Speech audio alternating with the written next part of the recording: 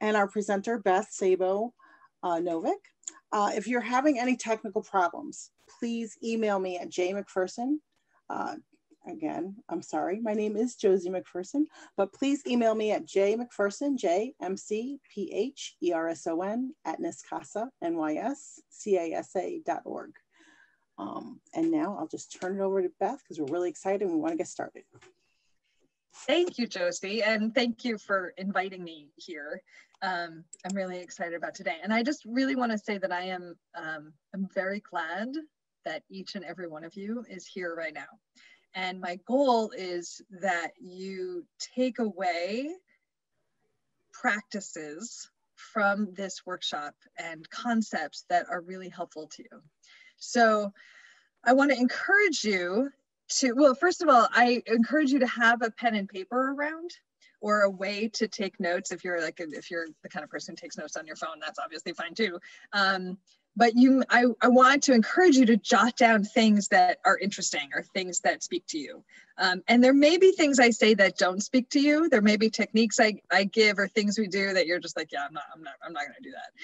And it's totally fine. Let those things go. But there is most likely going to be at least one thing that you're like, oh my gosh, I love that. I'm so going to do that. And there may be something where you're like, I'm not going to do that, but my daughter would love that, or my friend would love that. So write those down too. So I want you to have that available to you. I also want to encourage you to use the chat while during this whole presentation. You can certainly write down any questions, even just thoughts or comments. Just jot them down. It's fine. You're not interrupting. We're gonna Josie and I'm gonna say their name wrong. Chell is also, who's our background tech person, are going to help monitor the chat. And so I really encourage you just to write stuff down and certainly write questions down. And yeah, I guess we'll get started. So let's start with a little thought experiment. So I want you to imagine that whatever room you're in right now, movement catches the corner of your eye, and you look over and there's a mouse sitting on the floor looking at you. And I want you just to jot down in the chat what your reaction would be to that.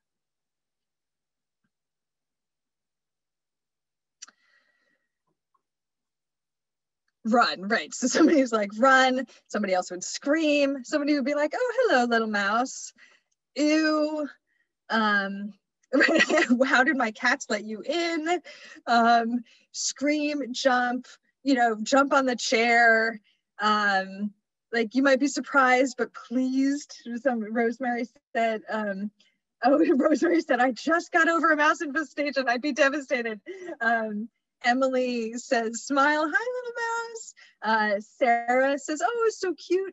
So we have reactions that range from, oh my gosh, I'm terrified, I'm screaming and running, to, oh, hi, little mouse.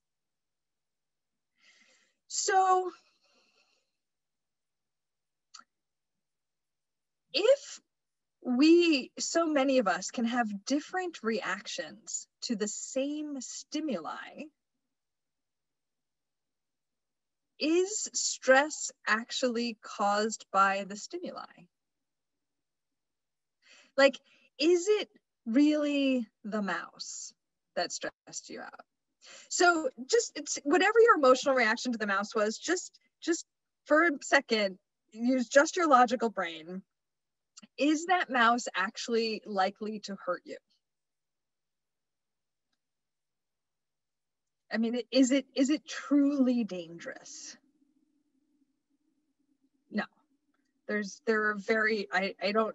Maybe it's carrying fleas that might have, no, it's not. In that moment, that mouse is not going to hurt you. And yet some of us would have a really huge stress response to that mouse. Now, those of you who don't have a huge stress response to that mouse might have a huge stress response to, I don't know, a spider, or if you were up on the top of a cliff, or if you saw a clown, or there's all sorts of crazy things that we are afraid of. that aren't necessarily inherently dangerous.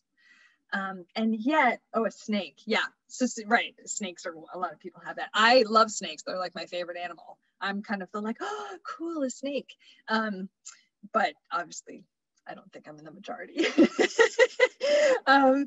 So I'm presenting this idea, obviously, that we have a stimuli, like things happen in our life and then we react to them.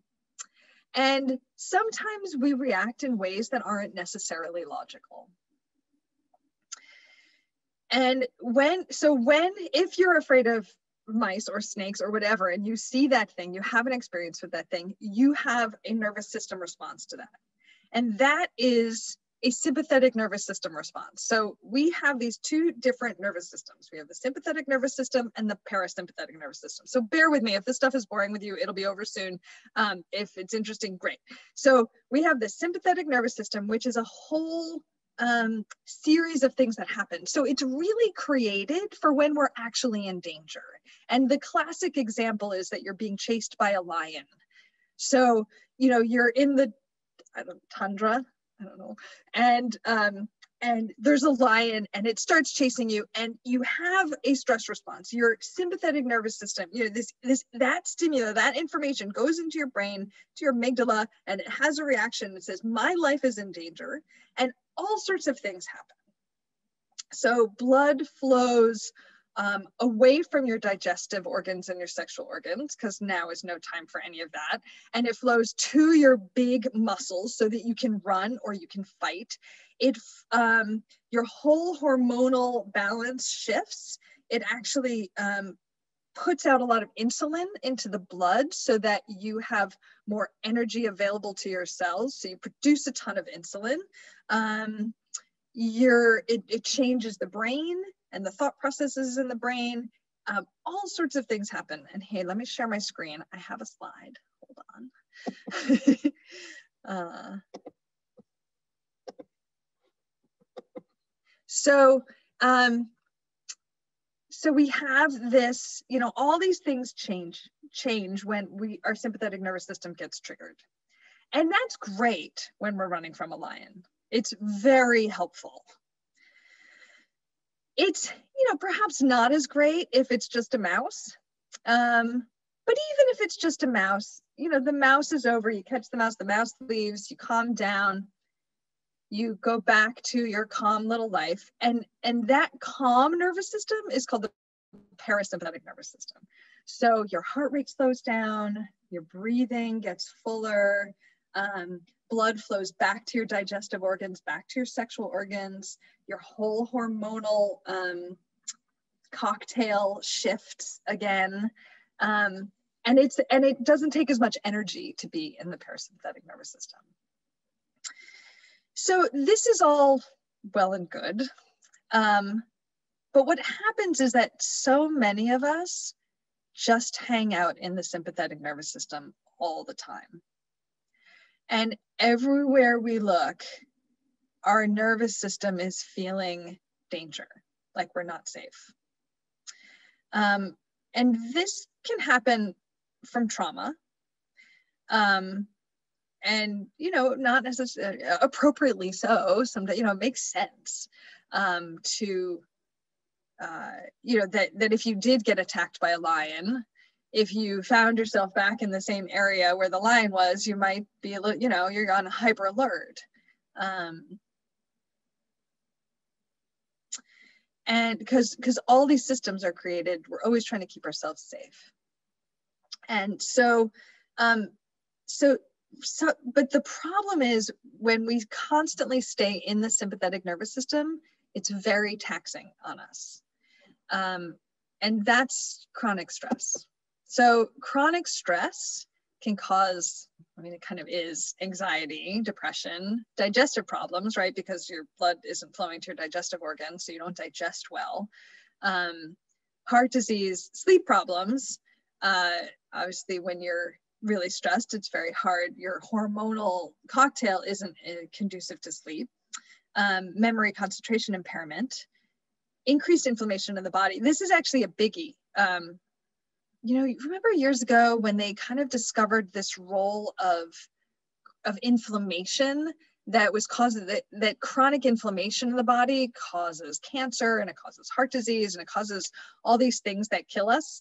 And as soon as I heard that, I was like, oh, that's chronic stress, because the thing that causes chronic inflammation in the body is chronic stress. Increased blood sugar levels, right? We talked about insulin. It actually makes you heavier. Chronic stress makes you fat. That's so terrible, but it's kind of true because of the extra insulin that's constantly in your body. It really messes with our whole sugar storage, and it makes us store a lot of extra fat, minus just the comfort eating when we're stressed. And accelerated aging. I mean, sometimes you meet people and you're like, wow, that person's had a hard life. And you can just see it. It's stressful to be stressed all the time. And it taxes our body, it taxes our whole system. I mean, besides the fact that this is our life. So there's this great story about the Dalai Lama who was visiting I forget where it was. It was like a ski resort area. And, he was lecturing. He was kind of there for a week with his whole entourage. And the last day he was there, he was like, I want to go to the ski area. So his host, who is the writer of this article, took him in his robes and his entourage in their robes. And they rode up the chairlift and just had this kind of great time. And then afterwards they were sitting in getting something to eat in the cafe, and the waitress asked the Dalai Lama, she said, can I ask you a question? And the Dalai Lama, said, of course. And she said, what is the meaning of life? And, the author of this article said it was so interesting. No one had, the whole week he was with him, no one had asked him that question. And he answered immediately. He said, joy. And then he said, but how joy? That's the hard question. He said, the meaning is easy. It is joy. But how joy? So, this is our life that we're living here.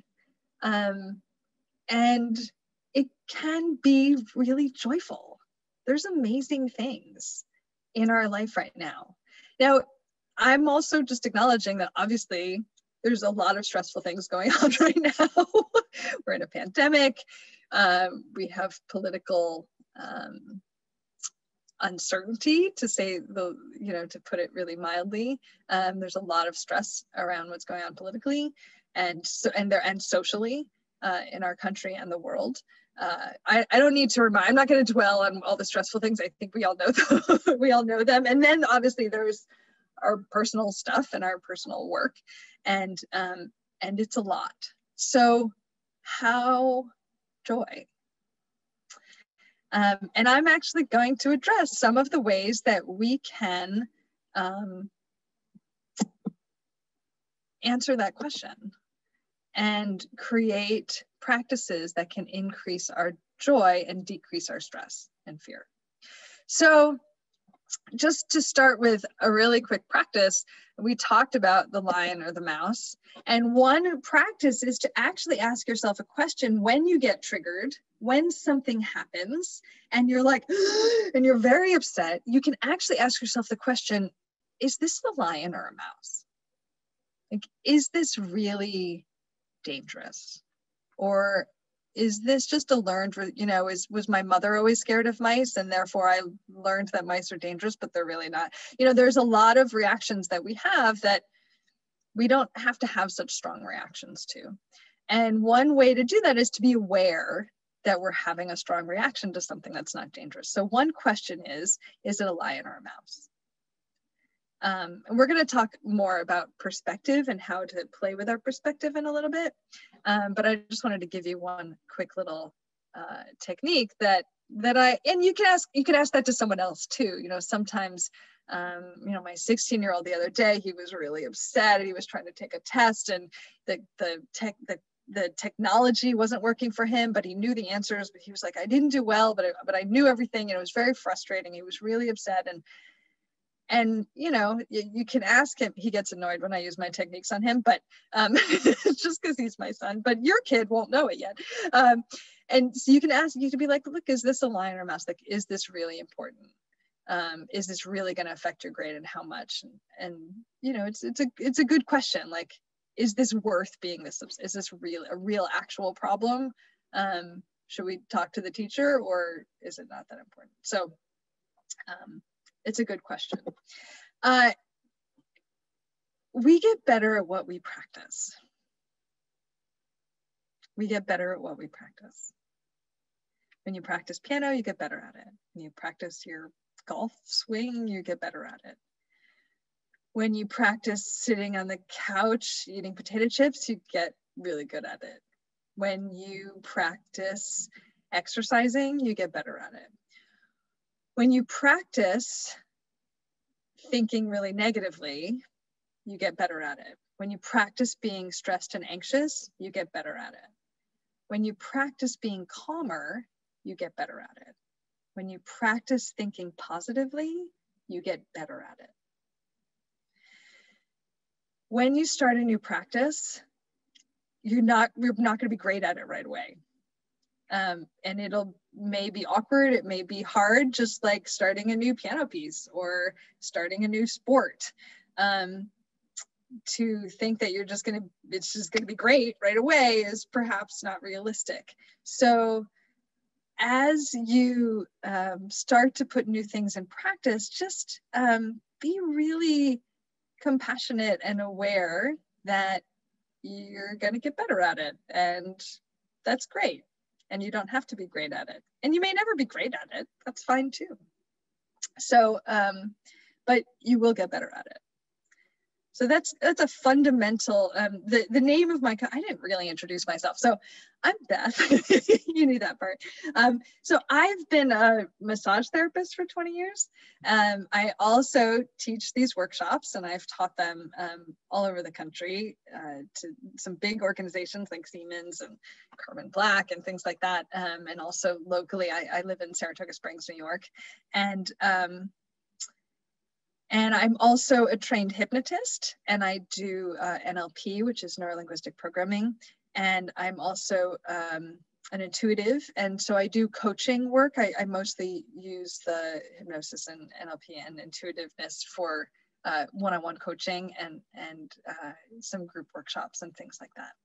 So, and I'm kind of, and I study happiness science and all kinds of things like that. This is my thing. So, all right, let's do this exercise. All right, so I want you, if you're not near your computer, if you're just listening, to look at the picture I just put up. And I want you to notice what happens when I say different things. Blue. Yellow. Pink. Orange. Okay, write down what happened when I said a color.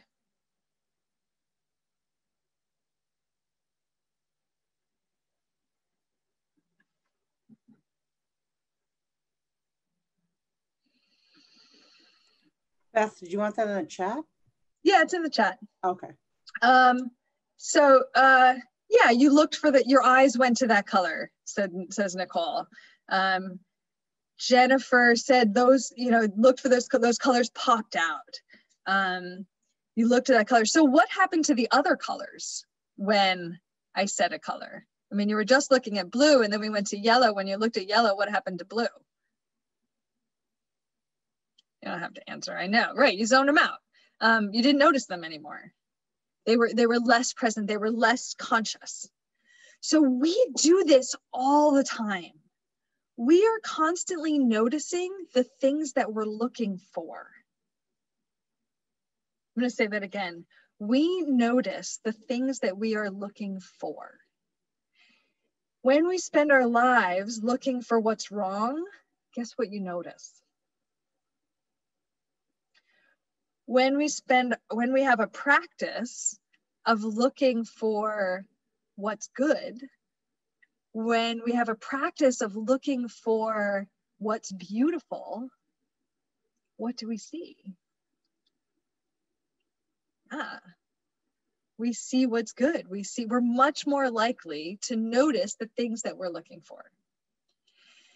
So, we do these things all the time. There's years ago, my husband one night, I remember it was a Wednesday, he had just gotten triggered at work. He was having a bad day, and he was in his bad story. So we all probably have these. Like when he gets triggered, he has the same story. I'm working too hard. I'm just going to work till I die. I'm all alone. All the responsibility is mine.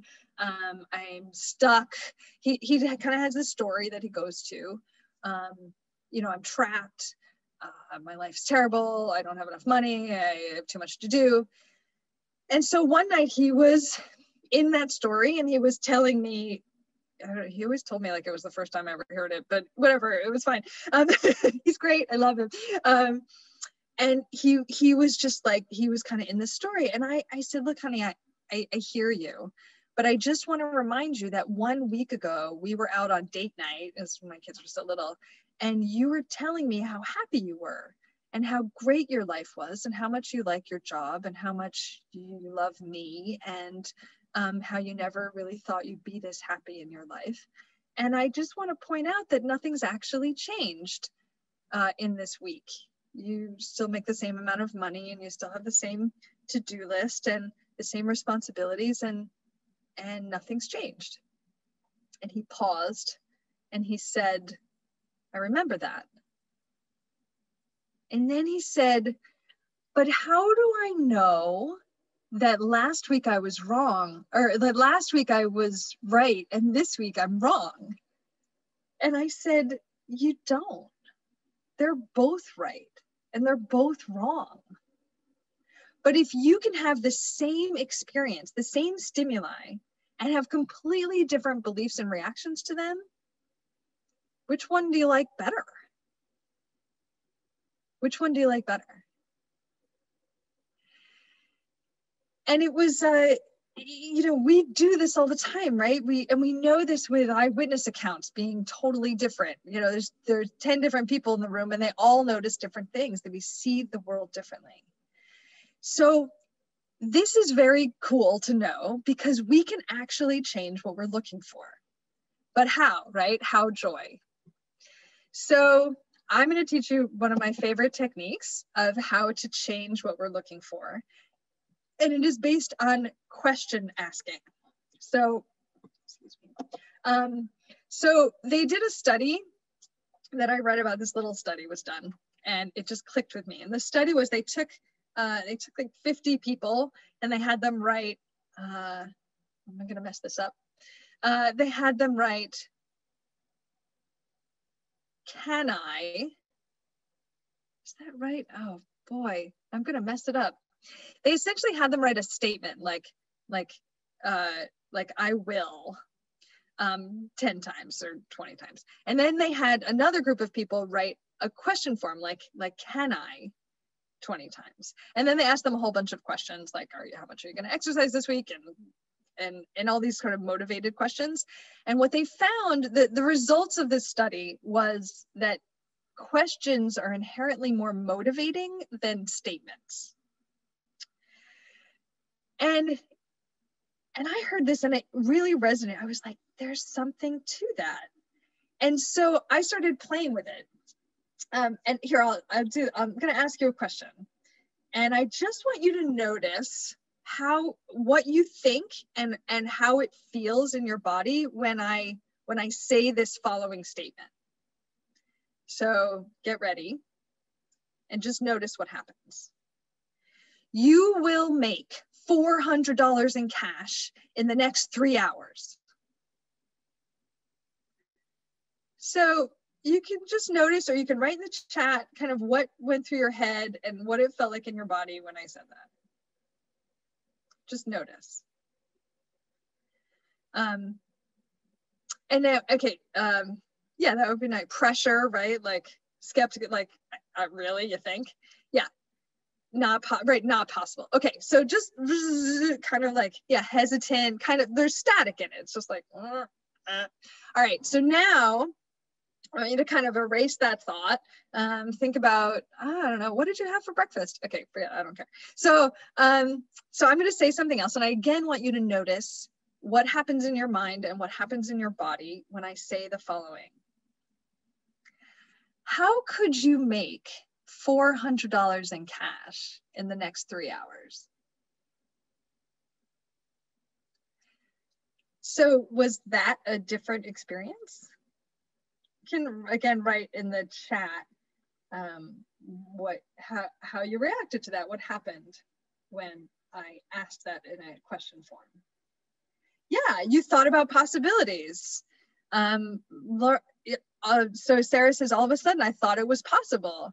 Patricia says, I was intrigued. Yeah, so we have a totally different reaction. We automatically answer questions that are posed to us. We just think of answers, and whether we know them or not, whether we have any idea, and I actually don't, oh, it's how I said it. Well, yeah, maybe.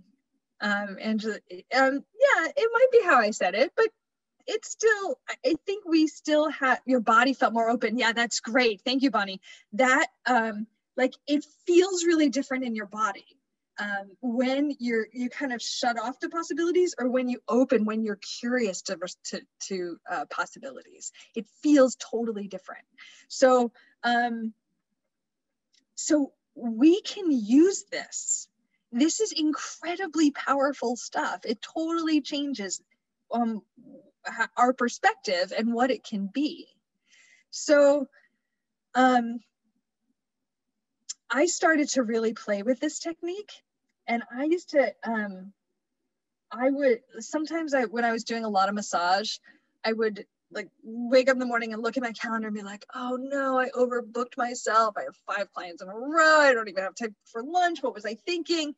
And then I was like, oh, that's a problem. You know, for me, you know, body work is sacred, and I can't go in and not want to be there or be stressed out. Like, I have to go in really open-hearted and full of love. Like, that was my goal in doing body work.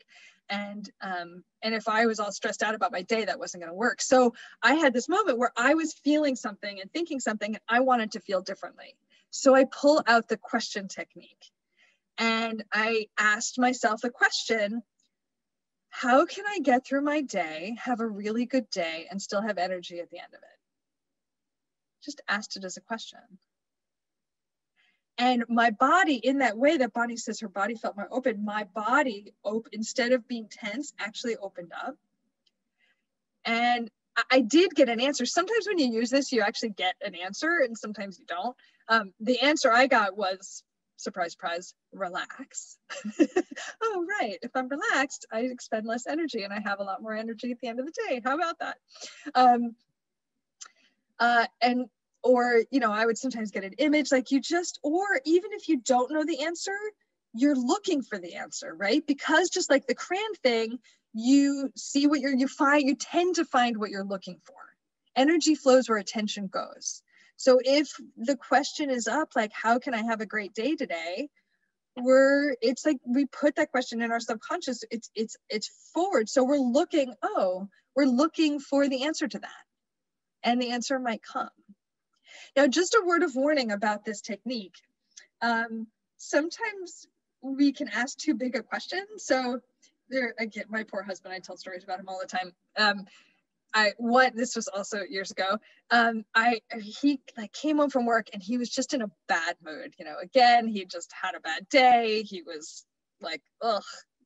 And I had to drive a kid somewhere, and I was, you know, I had left the house and I was driving back, and I was like, oh, he's in such a bad mood.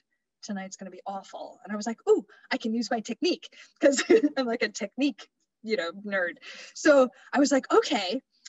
And I asked myself the question, I said, how could tonight be great And I literally heard this like loud voice in my head that said, "It can't." And I was like, oh dear. I was like, okay, what do I do with that? And so I changed the question. I said, all right, let's chunk that down a little bit. And so I asked a smaller question. I was like, okay, how could tonight be fine? And for that, I got an answer. So, and I actually had I had an image of us watching TV. Like, and I was like, oh, right. Just like, don't talk, you know, just, and the night actually turned out to be lovely. We actually, like, I held his hand while we watched TV and he calmed down. And part of that happened because I wasn't all triggered and freaked out. I wasn't going in being like, oh, tonight's gonna be awful. And, you know, and therefore bring my own stress into the situation. I had asked this question, like, how could it be better? And I went toward that and it worked out. So this question asking technique is really important. I have a coaching client I see who loves this. Every time I see her, she's like, I'm playing the question game all the time. And it can be everything from, you know, how can I get more exercise today to how can I get through this meeting and still, you know, feel happy and refreshed at the end. How can I, so again, just the rules of this question, you want to keep it in the positive. So we don't do so well. I was going to say we don't do so well in the negative, but actually our brains don't register negative very well. So do this thing like, don't think about a purple elephant. Don't think about a purple elephant. What are you thinking about? A purple elephant. Think about a green polka dotted giraffe. You're thinking about a green polka dotted giraffe. Energy flows where attention goes. When we say things in the negative, it's like we don't care that it's the negative. We still think about that thing. You know, it's like if you're, I don't know, if you're like throwing a frisbee and you're like, well, don't throw it in the woods. Guess where you're gonna throw it in the woods. So we want to always be turning things around into the positive, and the question asking is important to do that. So when we ask a question, we want to ask a positive question, like how can I, and be conscious of if you find yourself in a negative, like, well, I can't, you know, how can I not feel awful? Just be like, oh, okay, you did that in the negative. How could you do that in the positive? Okay, how could I feel pretty good, right? So you want to always say these questions in the positive, what you want to move toward, what you actually want. And I have some sample questions here that are really good. So the how can I question is just a great way to do this. And it's really good. For a long time, I had a morning question practice. So I would have, I would set up my day this way. And it's a great thing to do, to have, and you can put it, you know, in a sticky note on your bathroom mirror or wherever you say it. You could just write out a question like, how can I have a great day today? Or how many beautiful things can I see today? Or how many acts of kindness can I do today? Or any of your, you know, how can I eat in a really healthy way and feel great today? Like you can just, whatever goals you have or whatever things you want to achieve or how you want to set up your day, you can make it a morning question. So even right now, you could jot down in your notes or even on the chat if you want, what some questions that would work for you specifically that you could use as a morning question. I can give you a moment to do that.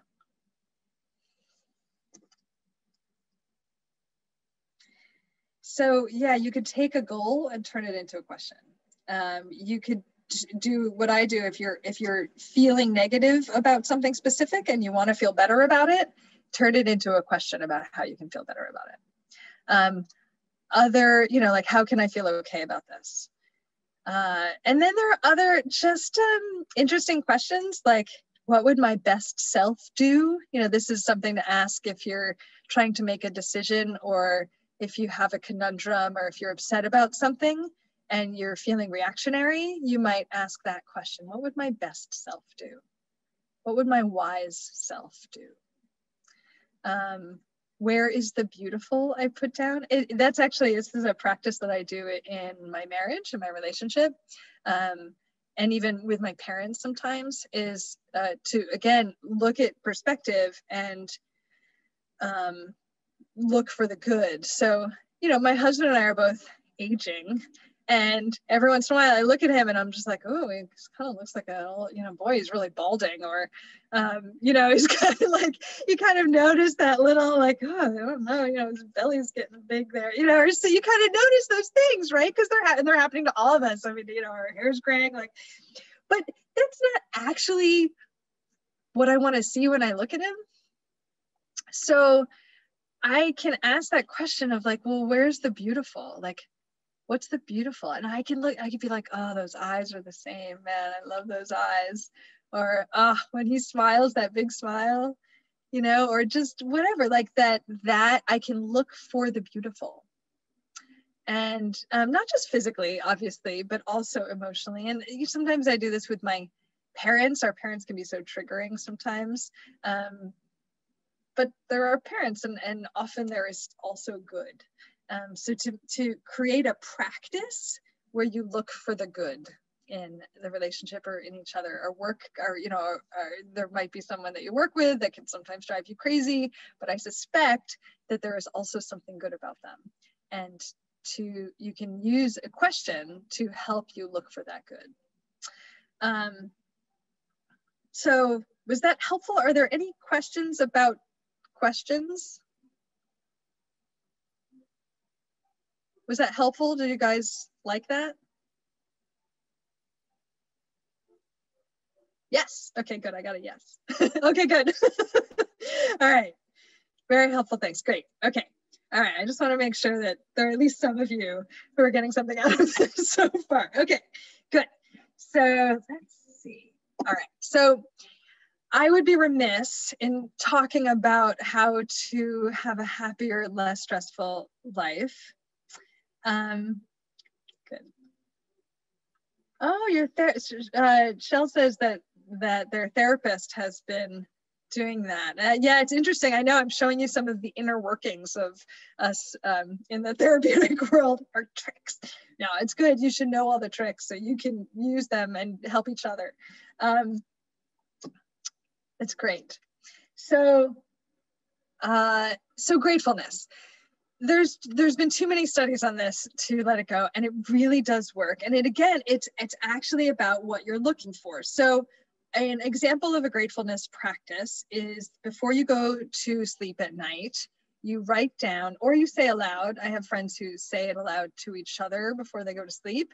5 things, some people do 3 things, 3 or 5 things that you are grateful for that happened during the day, or just that you're grateful for.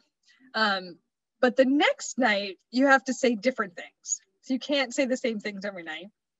You have to say different things.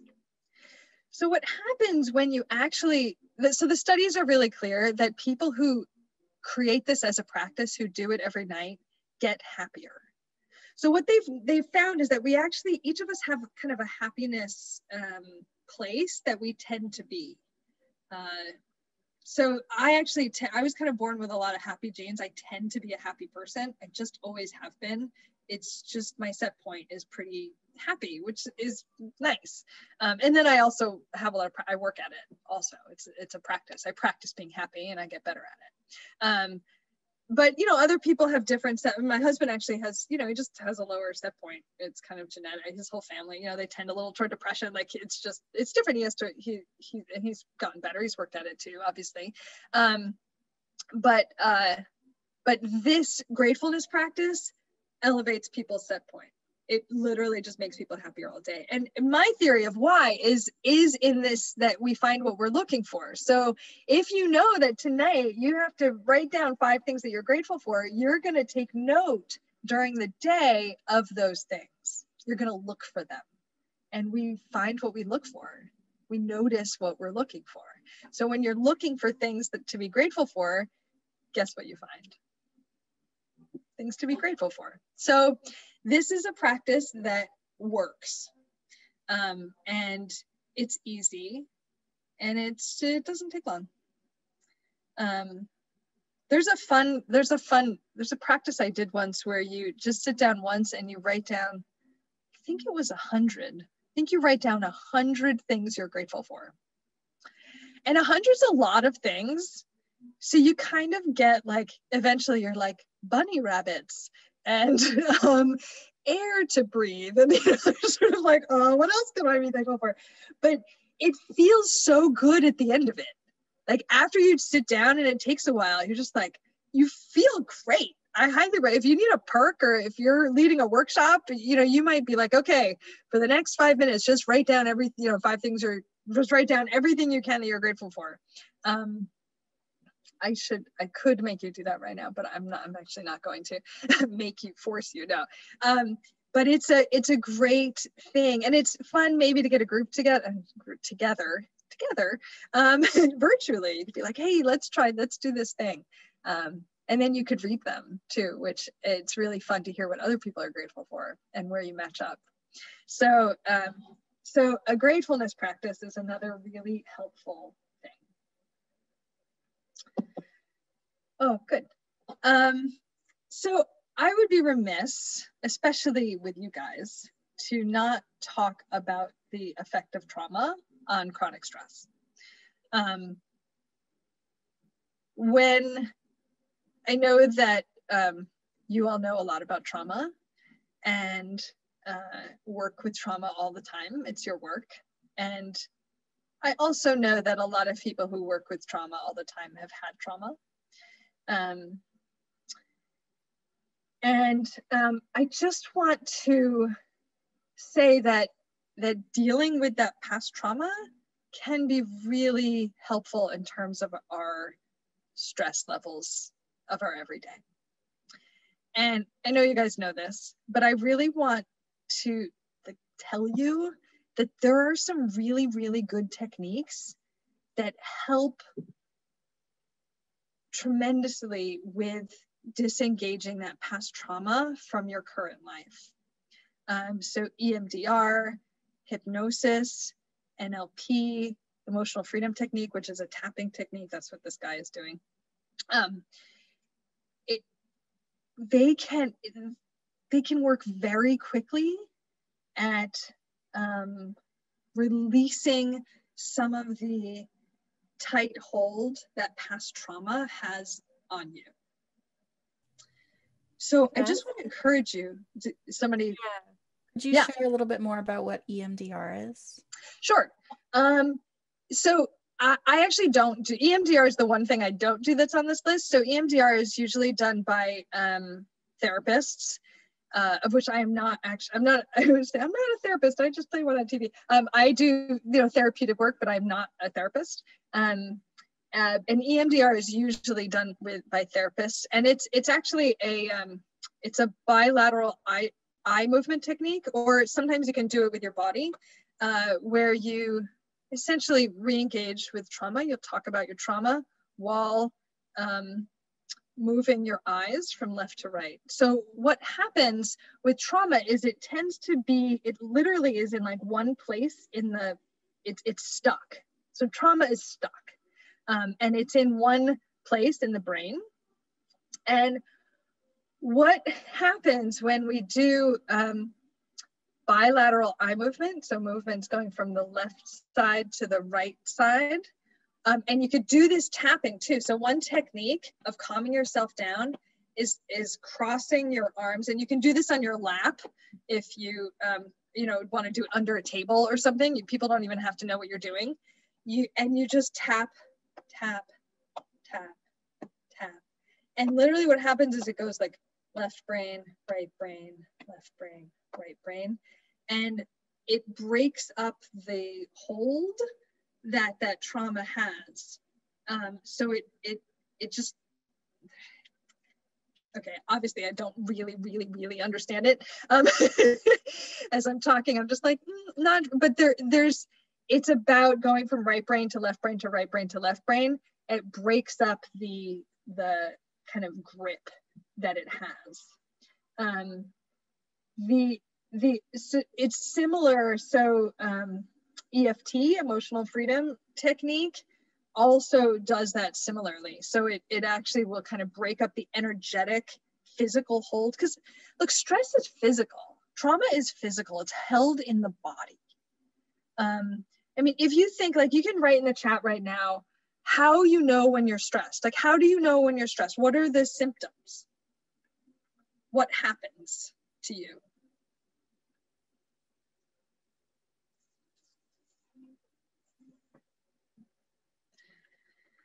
So for me, sometimes my tight chest, can't focus.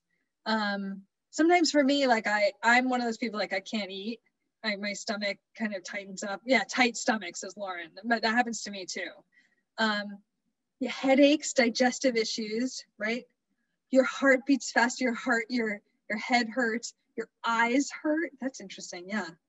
Right, you might find that you're not breathing, this is Lauren.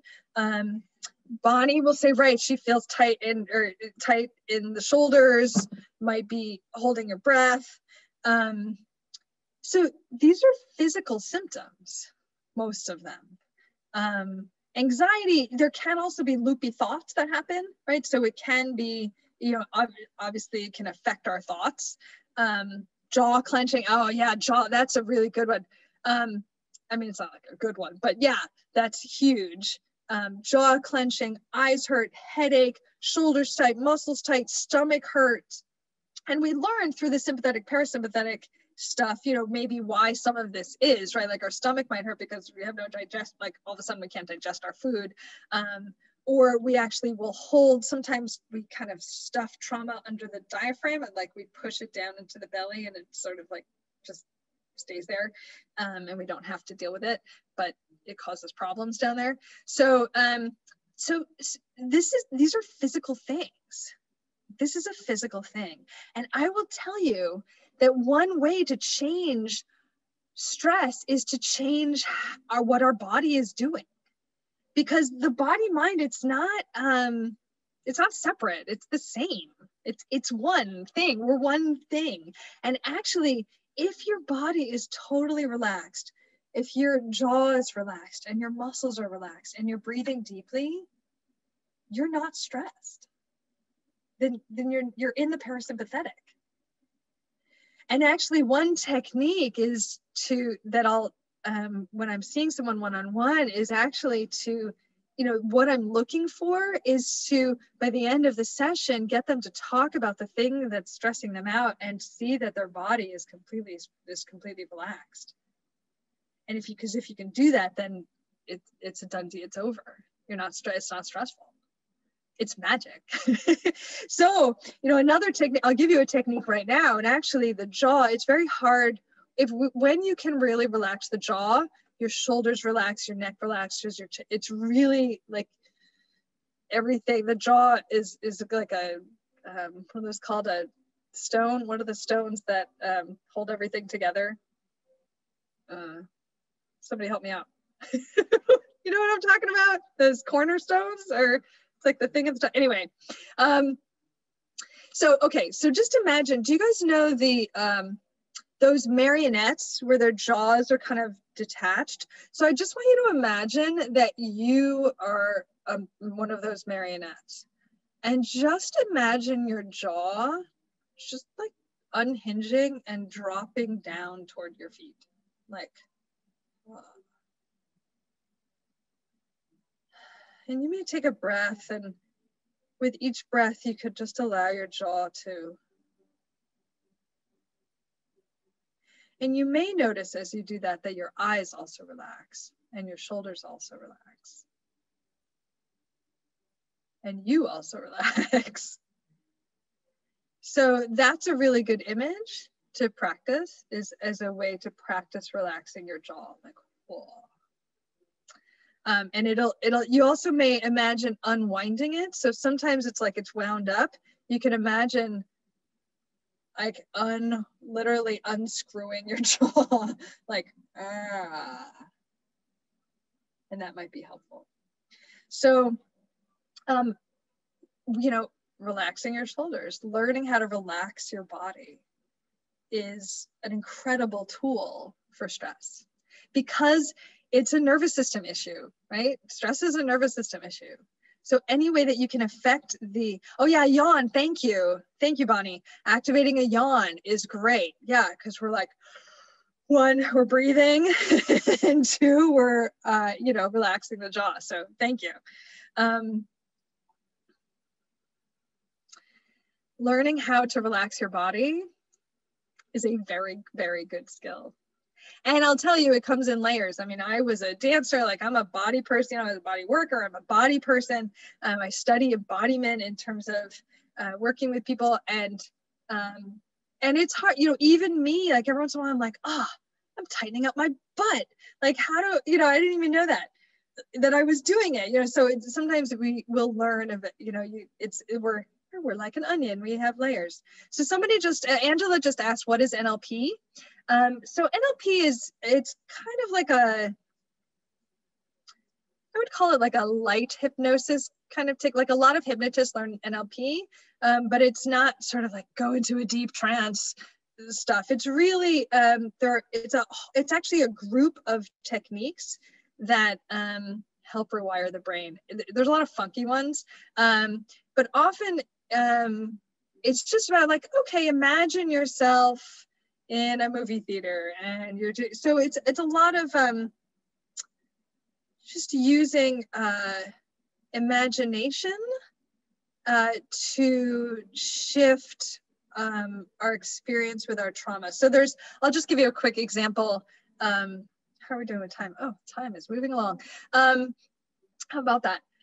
So a quick example, there's a really classic kind of go-to NLP technique with trauma, where you have someone imagine that they're sitting in a movie theater, and they would put a traumatic experience up on the screen and watch it. And maybe if that's still stressful, you might want to have them imagine that they're in the booth in the back watching themselves watch the screen, and then you watch the screen and then you change the film a little. Now I want you to put it in black and white. Now I want everyone to wear Mickey Mouse hats. Now I want everyone to be, and you keep altering the memory until the story unwinds in the subconscious, and it literally will like shift the whole relationship to the trauma. It has this like magical effect. So that's one of many NLP techniques that's kind of a classic one. So I don't know if that's helpful in explaining. NLP is sort of hard to explain. Yeah, and hypnosis too. So hypnosis can include usually you know, just like every therapist is different, every hypnotist is different, and there's good ones, and there are better ones and worse ones. And I'm not here to try to sell myself at all, but there's you know, you all live in lots of different places, and now that a lot of us are just working online, you know, you can there's great people everywhere. So hypnosis too can have a lot of really great hypnosis can just be a great way to kind of get right to the subconscious. You want to be, if you have some serious trauma, you want to be cautious to see a hypnotist or an NLP person who is really good at not re-traumatizing you. Same with therapists. You want to make sure that they are having you dissociate from that trauma as you work with it. So I would never have someone like go to their trauma directly. That's not wise or kind or helpful. So, you know, all the techniques that I use for trauma have, you know, layers of safety built in. So if you are finding someone who does works with trauma through hypnosis or NLP, you want to kind of ask them their approach to working with trauma, and make sure that they're conscious of, you know, you want to make sure that they're not going to throw you to the wolves. So I guess I don't know if that's helpful or not, but these techniques can be really amazing. Okay, so let's see. So, all right, yeah, we don't have that much time. So when you think about, okay, you can think about stress. Oh, wait, hold on. Changed my mind. Let's go back. So you could think about stress sometimes like it's, we have this measuring cup and there's a line where above it, you're not okay. You're just like, it's too much, right? And so many of us live right on this line where every little thing is too much. It's just like, oh my God, it's too much. Everything is too much. And sometimes when I think about stress, what I want to help people do is lower the baseline so there's some space in here. And that's resiliency, right? So if we're always right here, it's like there's nothing, it's just always a mess. But if we're here and something happens and we see a mouse, you know, we have some leeway, like we're not destroyed, we're okay. So there are ways to literally strengthen the vagus nerve, which is the nerve that controls the parasympathetic nervous system. Again, we get better what we practice. So we can actually practice activating our vagus nerve, and then we get better at it. So there are things that are really good. I know it seems weird, like when I was, sometimes we're like, you don't strengthen nerves, you strengthen muscles, but you actually do. Nerves strengthen, like you do. We know that we groove in neural pathways, right? We have nerves that are just really used to being worked. And then other pathways that haven't really, you know, we know this even physically, you know, you drive someone else's car and you don't know where anything is, you have to learn it. But your car, you just know it, you just do it. We groove these things in. We know how to be anxious. You know, we know how to worry. We know how to be stressed out. And so sometimes we have to groove other pathways, and you can actually strengthen, get better at relaxing when you practice it or when you kind of do that nerve. So there are some things that you can do that can help you in your life lower that, that line and just give you more resiliency. So one of them, well, here, we'll go to this. So I'm just going to read this out loud. This is called the magic pill. If I told you there was a pill that could cut the risk of getting heart disease and the risk of dying from heart disease by almost 50%, decrease the risk of getting colon cancer by almost 50% and breast cancer by 30%, this same pill can reduce the risk of getting diabetes by almost 60%, prevent and treat osteoporosis, increase intelligence, improve academic performance, treat depression, just as well as any other drug out there, and greatly reduces the chance of depression returning, would you take it? Oh, and it has almost no side effects and it's free. So I see some of you nodding. Does anyone know what this is? You can write in the chat or you could say.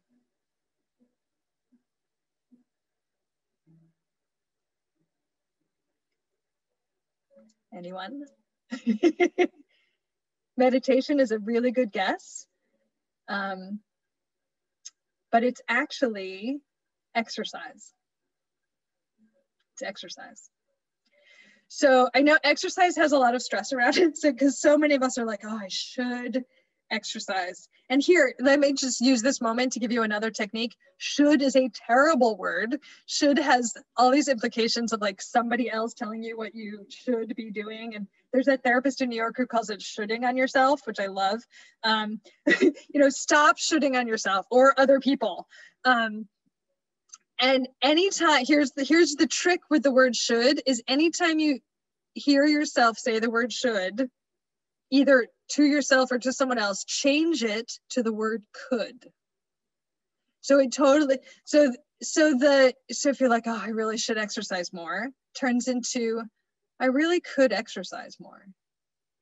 And kind of like the question thing, it's like, well, I could exercise more. I could not exercise more. But it sort of opens it up and it takes the judgment out of it. It takes the shame out of it. We're terrible. Shame is like the worst thing. We're terrible with it. And we avoid it. So when we have these things that we feel like we should do, should implies that we're not doing something right. And we have shame around that and we avoid shame. And so we don't do it because it hurts, because there's shame around it. So we avoid it, right? So it's like this catch-22. So one of the tricks is to change the language around it. Change how you're talking to yourself. Change the word should to could. I do this sometimes. I'll be like, I'll hear it. I'll be like, oh, Beth, you should really clean the kitchen. It's a mess. I'm like, oh, there's the should, you know? And then I'm like, no, I could clean the kitchen. And then from there, it's like, well, do I want to clean it? Well, yeah, actually, it is kind of bugging me, you know, where it's like I get to choose. The power is mine. I could do this, and it opens the possibility. So there's another kind of technique. And I highly recommend it when you're talking to other people too, especially your kids. You know, you could do your homework now. It still doesn't work, but you know, it's better than should. Just saying. But those, so Lauren was like, oh good, I exercise, but I don't meditate. But my next thing is talking about meditation, because I also have to talk about meditation, because meditation is also incredibly helpful for our nervous system, our vagus nerve, and for a parasympathetic nervous system, because what it does is it's a meditation practice of calming down, essentially. But meditation is another one of those big, like scary, like, oh God, meditation. I know I should be doing that. Like, blah, blah. Meditation is easier than you think. Does the vagus nerve have to do with the vasovagal response? Yes, it's exactly, yes, you're totally it. So meditations, there are a ton, there are thousands of different meditations. And I'm just letting you know that, again, because it's a practice, you do not have to sit down for a half an hour on the first morning that you're going to meditate. And I highly suggest that you not do that, because it's probably not going to go well, because that's just too long to start. 1 minute is a great way to start. It's awesome. And I will tell you right now, if you meditate for 1 minute, you'll feel different after the minute. And you could meditate for 1 minute 3 times a day, and it will change your neurology. 5 minutes is awesome. 5 minutes is like a great practice. 5 minutes. This is not, you know, I know sometimes people are like, I don't have time to exercise, I don't have time to meditate. A minute, 5 minutes. And then other people are just like, well, that's not for me. I can't, I'm a terrible meditator. I've heard this from so many people. I'm a terrible meditator. My brain doesn't shut off. I'm like, right, nobody's a good meditator. We all have monkey brain. It all is everywhere, but the practice is bringing it back. So different kinds of meditation that may be more fun for you. So for a lot of beginners, I sometimes just say, find a great guided meditation. Just put on your headphones and do whatever they say. It can be hard to find a great guided meditation because, I don't know, sometimes I'm like, oh, their voice is annoying, or I don't like the music, or I don't like that thing they said, so sometimes it can be like you want it to just be perfect. But you can do the question thing. You could just be like, let me, take in sort of what I advised you with this. Like, some of these techniques are going to be great for you. Some of them aren't. Take in the good, leave what doesn't work. But sometimes finding a good guided meditation is a really easy way. You just listen to it, lay down or sit down and just do it. And so that's a really good kind of easy way to start. So right now, I just want you to notice your feet on the floor, if they are. Notice the weight of your pelvis into the chair if you're sitting on one. I want you to really hear the sounds around you. Hear my voice, any other sounds. If your eyes are open, really just notice what you see, the colors, the shapes. Feel the temperature of the room. Feel the feeling of your clothes on your skin. Feel the inside of your body.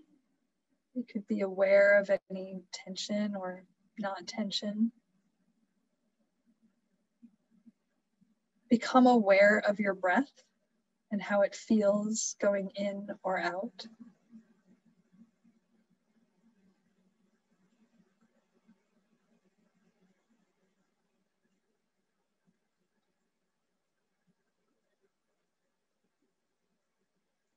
Congratulations, you just did a mindfulness meditation. That's it. It's really simple. So for a mindfulness meditation, you just go through the senses. What do I hear? What do I see? What do I smell? What do I taste? Do you have a taste in your mouth? What do I feel on the outside? Like, what's the temperature? What is the feeling of my clothes? What do I feel on the inside? What does my body feel like? What are my emotions feel? What emotions are coming through? But it's really just about being aware without judgment. And also, with emotions, one of my favorite meditations that I've done has you, or images really, is that you imagine that your thoughts are like clouds that move in and out, and your emotions also are clouds that come in and go out, but you are not the clouds. You are the sky. You're the space between. And the rest is just moving through, passing through. We have crazy thoughts and we have crazy emotions. But again, when our energy flows, our attention goes, if you really dive into them and really, let's dive, like, what's wrong, as a practice, like sometimes I'm just like, I'm having, this very reasonable emotion around this event. Like, okay, I'm feeling that. That's it. Or a thought. I'll tell you the story, even though some people don't like it. But my son, when I think he was still in middle school, probably 8th grade, my oldest son, Daniel, he came home from school and he was really freaked out.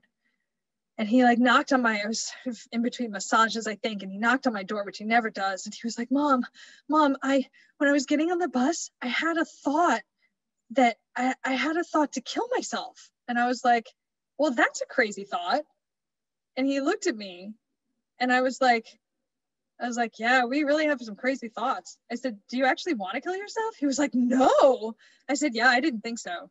I was like, look, we have crazy thoughts all the time. Just move on to the next thought. You can just be like, well, that was a silly thought. And then just go on to the next. I was like, and of course, I was like, look, if you ever really want to do that, or if that thought keeps coming back a lot, let me know. But we have crazy thoughts all the time. And so I really tried to put in perspective, like, thoughts come and go. We don't have to give them a lot of energy. We can be like, oh, that's a hello, crazy thought. And just then go on to the next one. Because we are not our thoughts, and we have crazy thoughts, and we have strong feelings that come and go, and they're not us. So I know I say people don't like that story because not everyone agrees with how I reacted to it. But it's part of my philosophy. Like, we have thoughts that come and go, and some of them are wacky. And some of them we can pay attention to, and others we could just move on from. So anyway, so back to meditation. Let's do another one. So this is one that I just learned that I really like. And how this one works is that you just sit with your feet on the ground comfortably, and you notice your breath, and you just begin to pause at the bottom of the exhale. So you don't have to hold it. You just pause it for whatever, comfortably. Just let the length of your inhale and your exhale be comfortable.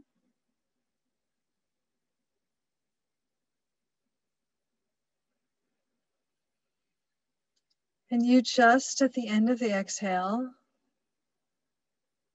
pause.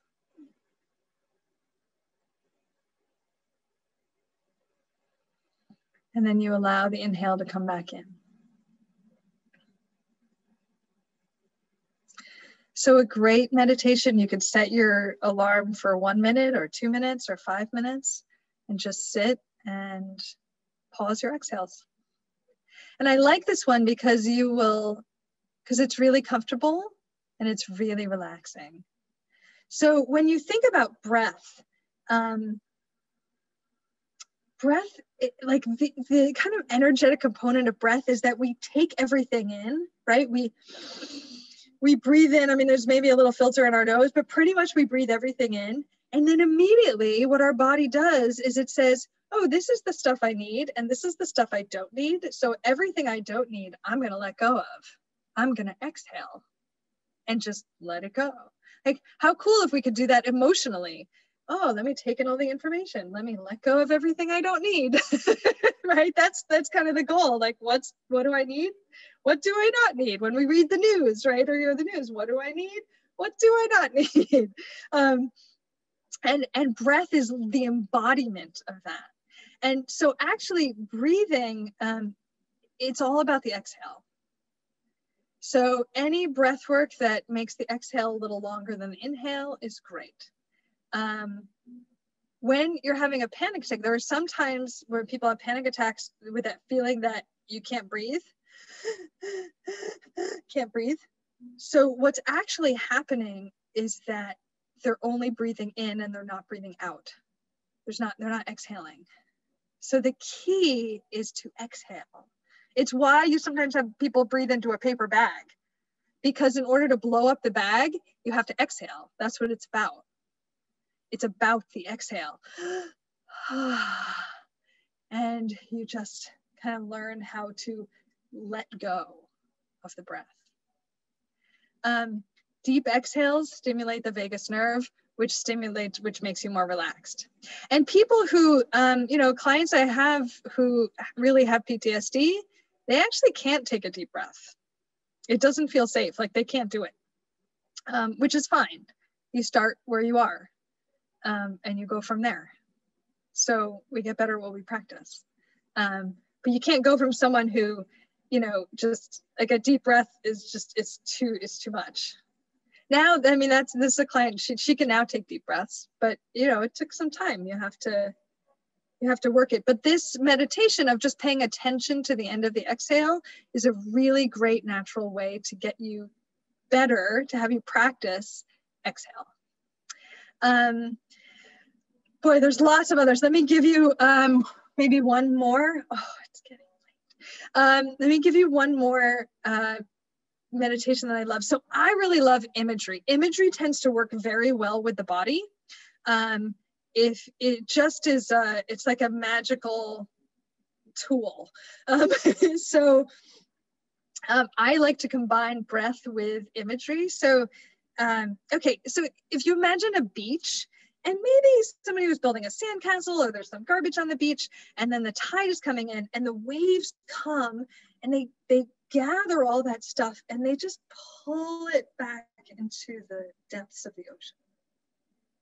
And it may take a few times, right? So another wave comes, and then it just pulls everything back in the ocean. And after a few waves, the sand is now just smooth and calm and clear and clean. So you can imagine that your breath is that wave. And on the inhale, it's going to come up over your head and gather all these crazy thoughts and feelings. And then on the exhale, you could just imagine dropping that, pulling that down into the depths of your pelvis. So you can imagine that right now. You can inhale. Imagine that wave coming up over your head, gathering everything that might be in there, and then just dropping it down on the exhale, feeling your weight of the pelvis, or maybe even all the way down to your feet. And then again, inhale, come up. You might give the wave a color. You might hear it. And then it just brings everything down. And we'll do one more. That wave comes up, and everything drops down into the pelvis. And then you can just let it go into your feet, into the ground. 3 breaths. You could do 5. And you may or may not feel like, oh, hello. So that's a really good one to do if you tend to have a lot of thoughts going on, if you tend to be really heady, or that's a really good image and breath to play with. So those are just 3 really basic. I teach a whole workshop on meditation. I could teach you a lot of them. And there's a lot of great resources out there. But what I encourage you to do is to start small. Literally you could start with 1 minute. Do 1 minute, 3 breaths. Then, I don't know, move to 2 minutes. Work up to 5 minutes. That's great. 5 minutes will change your neurology. 5 minutes will change you. 5 minutes a day as a practice will change you. So, and you can do it. You could meditate every day. So I just wanted to quickly, I know now I'm all calm, which is good, I suppose. So I just want to mention some other things that are really good for strengthening your vagus nerve in general. So one is laughing. Belly laughing is really, really good for you. It's very good for your chemistry. It actually stimulates your belly. Your breathing. It stimulates your throat, which also is the vagus nerve attaches in your throat. So it's also why singing and humming and chanting are also really good ways to strengthen your parasympathetic nervous system. And again, you get better at what you practice. I used to be a choreographer and a dancer. And when I was doing that, I had this big piece I was working on that, surprise, surprise, was about emotions. And the piece opened with me alone on stage, laughing hysterically, and then crying hysterically, and then laughing hysterically, and then crying hysterically, and laughing and crying and laughing and crying until you couldn't tell which one I was doing. So obviously I was a very new age artsy kind of choreographer, but that was the opening to the piece. And so I was rehearsing this piece a lot. I lived in San Francisco at the time, and I noticed that I started laughing and crying all the time. Like any little thing would happen and I'd be like, I would just like have this big laugh. And then also I would just, any little thing and I'd be like, and I was like, what is going on? And I realized it's because I was literally rehearsing, practicing laughing and crying. And it got easier to do both of those things. So again, we get better when we practice, even laughing. Eating well is actually incredibly important to how we feel. I know, again, that's a high charge thing. And there's often a lot of emotional baggage around how and what we eat and how much we eat. And the only thing I want to say, I could again teach a whole workshop on that, but the one thing I want to say is it's not about shoulds, and it's not about absolutes. It's actually just, you could use it, again, bring your question into this. How can I eat a little bit healthier today? How can I eat 1 extra serving of vegetables today? It may be if you're looking at the menu, it's not that, you want the chicken parm, but you feel like you should get the salad.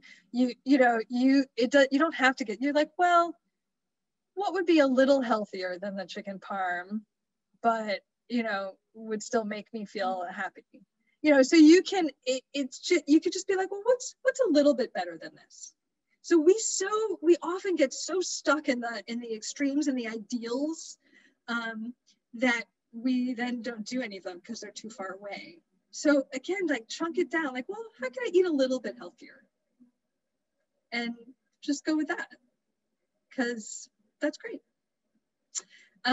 So again, these are just, so ironically, so again, helping your digestion, taking probiotics actually strengthens your vagus nerve. And this is sort of weird, but exposure to cold also does it. So taking cold showers, going out in the cold, sticking your face in ice water. I'm sorry, this is just research that's been done. you know, they sound sort of unpleasant, but there is a, like, I know that people from Norwegian, often northern countries, they love their saunas, but they'll do that kind of hot and then cold, right? So they'll get really hot in the sauna and then they'll roll in the snow, or they'll go in the cold bath. And that's actually, it's very strengthening for your nervous system. It's not, don't do that if you have a heart condition, because it's a lot of changing of blood flow changing. So I just wanted to let you know those things. Okay, so another way to change how your nervous system is responding is to change the input. So be mindful of what you're taking in. Be mindful of what you're consuming. Everything that you hear, you consume. Everything you see, you consume. Everything you eat, every thought you have, you're consuming. Everything you smell, everything you taste. And it affects your nervous system. So be mindful of how much news you watch, because it will affect your nervous system. I generally advise my clients to not watch the news, to read the news, because it's less stressful on the nervous system. Really don't do it more than you need to. So, you know, and other stressful things or stressful people in your life, you know, minimize contact. But we can also think about this in terms of what's coming in, like music, right? So if you want to feel calmer, put on some calming music. If you want to feel more excited and happy, put on excited, happy music. It will completely change your mood and it's incredibly powerful. Same with smell. Like, so what if you came home from work and you put on really cozy clothes and you put like one of those frozen chocolate chip cookies in the oven so you could smell it, but just one at a time because you don't want to eat 800 of them. And what if you had like a sacred space, you had one area that was really pleasing, or like a piece of art on your wall that makes you smile, or pictures of your family that you look at. So you want to think about all these senses and how can you shift what's coming in to the nervous system and control it. You have a lot of control. What if when your kids come home from school, you had really calming music playing, or really fun music playing, you know, whatever is appropriate. How can you change the visual, the auditory, you know, the smell, the taste, so that it's calming to the nervous system, or whatever you want it to be, or exciting to the nervous system, you know, whatever's most appropriate. But these are actually practical things that you can do. Be aware. I know not many of us are actually commuting these days, but some of you are. You know, be aware of what you're listening to on your way home from work,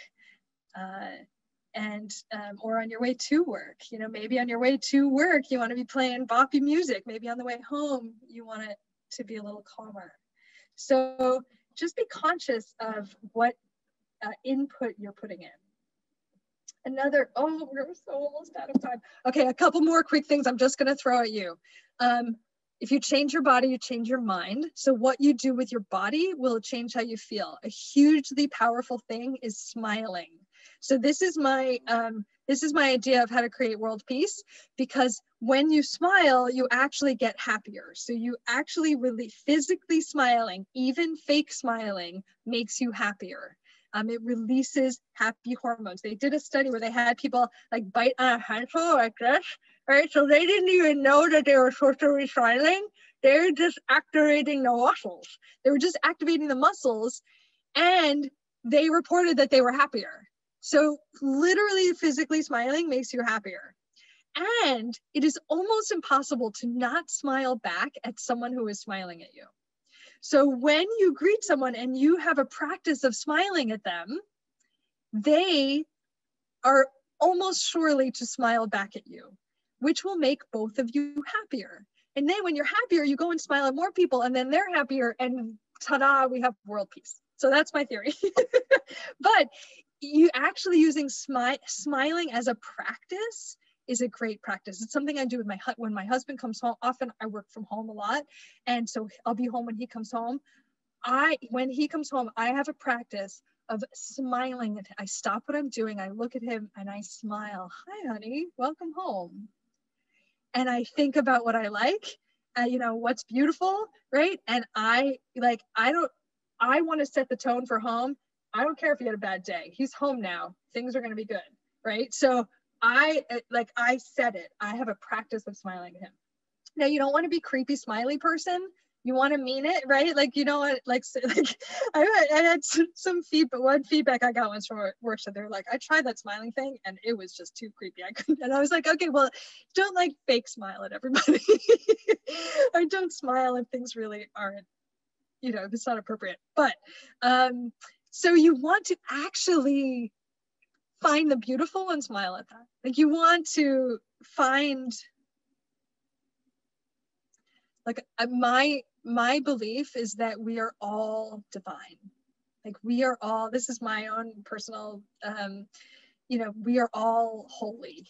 Like, we are amazing. We have, like, if you think about a room full of babies, right? Like what a miracle. It's incredible. All these lives.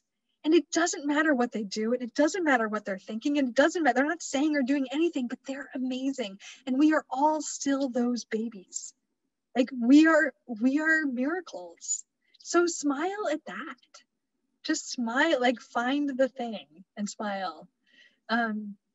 So as a practice, that's a really good one. Have a smiling practice. And then use your imagination.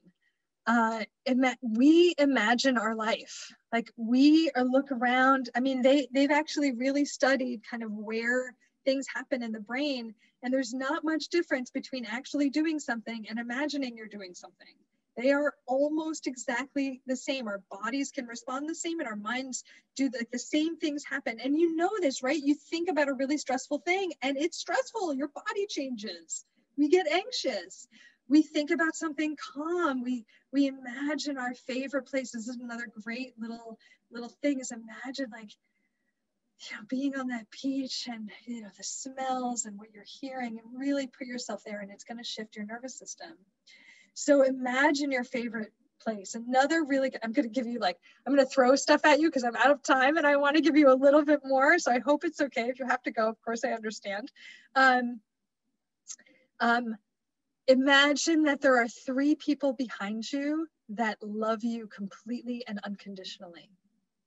And those people may be alive, they may no longer be alive, it doesn't matter, but imagine that they're standing behind you, and imagine that you can feel their love. They've got your back. And they can be with you whenever you want. They're with you all the time. And you can bring them into a meeting. You can bring them into with someone you're working with. You can bring them in to a family gathering that's stressful, you know, whatever. They're always there. One more image that I love, that I did as a practice for a long, long time, is to imagine that there is a rose growing out of your chest, out of your heart. So it's like here, and it's big, right? So it's just growing out of your chest, and, you know, whatever color you imagine it is the perfect color, and it's kind of in constant bloom, and it's just this huge rose, and it's in front of you, and maybe it's aroma, whatever aroma is perfect for you is surrounding you. And the thing about a rose is that a rose is beautiful and alluring, and it has thorns and is protective. So this image of the rose, besides really helping your posture because it opens your chest, will actually, there's something about it where people will be like, "Ooh, who's that?" Like, it's alluring, but it's also protective. So they might be like, "Oh, who's that? I'm not going to mess with her." Or like, it's this really cool image that has both of these elements to it. And it's a great thing if you're walking into something that you're a little nervous about, or that may kind of energetically be sapping or stressful is you like put on the rose, and I'll even say that to myself, I'm like, Beth, put on your rose, you know, and or if you're feeling a little fragile one day, you may just want to like wear your rose, and it's really protective, but it's also inviting. So that's one of my favorite images to play with. There's also just really quick stuff you can do to get grounded, like think about your feet. Just think about your feet. It makes you present. Think about your breath. Just mindfulnessly be aware of your breath. You don't even have to change anything. It brings you present. So if you are like me, where you sometimes emotionally go, like dissociation is my favorite coping mechanism. So sometimes I'm like, woohoo, I'm not there. And I want to be there. And so I want to get grounded. I might feel my feet or feel my pelvis. I might just become aware of my breath for a moment. Sometimes if you're the kind of person who's always ahead of yourself, sometimes just thinking about the space behind your back. So you could do that right now. Just imagine, just think about the space behind you. You may give it a color. And you may find that it kind of brings, it's like, oh, it brings you back. Huh. Same thing by becoming aware of your peripheral vision. So when we get really stressed, we actually get tunnel vision.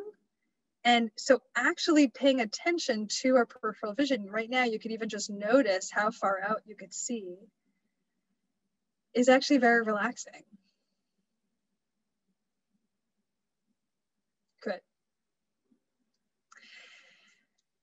I have given you a lot of things. I hope that at least one of them. So actually what I want you to do right now is I want you to look at the list of things you wrote down or think about something, and I want you to pick one of them to do as a practice. And a really great way to add something as a practice to remember to do it is to attach it to something that you already do every day. So if every day you make your bed, you could say, okay, when I make my bed, you know, as soon as I make my bed, I'm going to sit down and meditate for 1 minute. And you attach, you know, if you brush your teeth every day, okay, every day when I brush my teeth, I'm going to ask my morning question. So you link the new habit, the new practice, to a practice you already have. So there are always things that you do. Every time I go to the bathroom, I'm going to take, you know, 3 deep breaths and imagine the ocean, right? Because you're going to go to the bathroom at some point in the day. So I actually love the bathroom. The bathroom's like alone time, right? Any parents out there might know what I'm talking about. Like, oh, I have to go to the bathroom. I know sometimes it doesn't work. They follow you in, but you know, even at a party or whatever. So sometimes, you know, okay, every time I do this, I'm also going to add in this other thing. So I want you to plan that right now. Think about that thing you want to add in your day that you want to create as a practice, and think about when you're going to do it and go for it. And you could. So I love feedback. This is my email, and this is my cell phone number. Please, I would love any kind of feedback, positive feedback, or things I might improve on, or things that, you know, worked great for you or didn't work great for you. I'm also just going to throw out there that I'm working on a new website, and I am looking for testimonials. So if you happen to really love this and want to, you know, want to be on my website, you could send me a testimonial. That would be really helpful. And I also encourage you to share what you learned today. Talk about this with other people and do it soon. So one way we lock in memory is by reinforcing it. So if you talk about some of the things you learned today, you're going to remember them a lot better, and you're more likely to have them actually be able to affect your life and also spread them. So if you think that if something you learned today is helpful, it might be helpful to someone you know, call them today, let them know. None of this is proprietary. Please share it. Please do it. Tell everybody. And I want to thank you. I had a really nice time. I think things went well. Here, let me stop my share. And I just want to thank you all so much. I really hope that you got something out of this. And if you want to write in the chat kind of your favorite thing that you're going to do, I would love to know, to hear that. Oh, going to make a poster with the questions. That's great. Yeah, you could totally do it as like a, what are those called? The board, yes. What are those called? Like bulletin boards? Yeah. I forgot the right. And yeah, that's a great idea. You could put those questions on a board and put it where you can see it. Yeah. Oh, where's the vision board? Vision board. Yeah, thank you. That's what I was trying to think of. Thank you so much, Beth. This was absolutely, I love your energy. This was so much fun and so great. Thank you. Oh, I'm so glad.